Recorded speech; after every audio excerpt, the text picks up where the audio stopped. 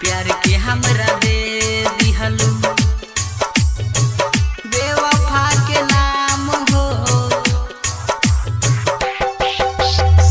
प्यार के हमरा दे दिहलू बेवफा के नाम हो।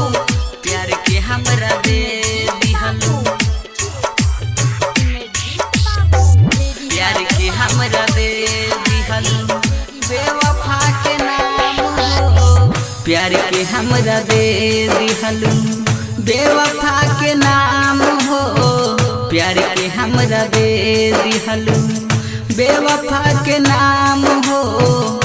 अपने आबाद भइलू अपने आबाद भइलू के बाद नाम हो। प्यार के हमरा दे दिहलू बेवफा के नाम हो।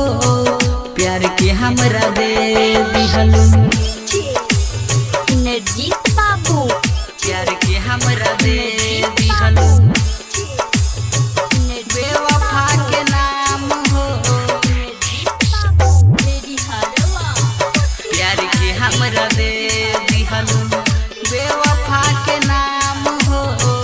प्यार के हमरा दे दिहलू बड़का घराना के हऊ तू धिया यही से बाटे गुमान हो। तू जइबू ससुराल करे जा हम जइब शमशान हो। तू जइबू ससुराल करे जा हम जइब शमशान हो। बड़का घराना के हऊ तू धिया यही से बाटे गुमान हो।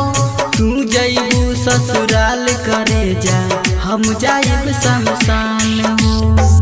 का भइल कसूर मुहवा का भइल कसूर मुहवा तेरा तार जान हो। प्यार के हमरा दे दिहलू बेवफा के नाम हो। प्यार के हमरा दे दिहलू प्यार के हमरा दे दिहलू इनरजीत बाबू बेवफा के नाम हो। प्यार के हमरा दे दिहलू बेवफा के नाम हो। माथे पे हाथ तू धाके खैले रहलू जान कसम हो। कहले रहलू साथ न छोड़बू जनमो जनम हो। कहले रहलू साथ न छोड़बू जनमो जनम। माथे पे हाथ तू धाके खैले रहलू जान कसम हो। कहले रहलू साथ न छोड़बू जनमो जनम हो। हमारा वफा के दिहलू हमारा वफा के दिहलू ई कवन इनाम हो।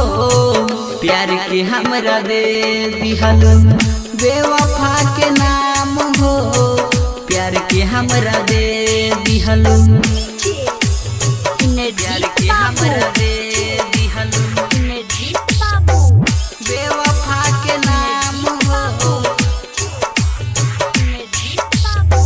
प्यार के हमरा दे दिहलू बेवफा के नाम हो। प्यार के हमरा दे दिहलू बचपन के ऊ मीठी बोली गूंजे कान में जान हो। देखल बिना बोल कैसे मिली दिलवा के आराम हो।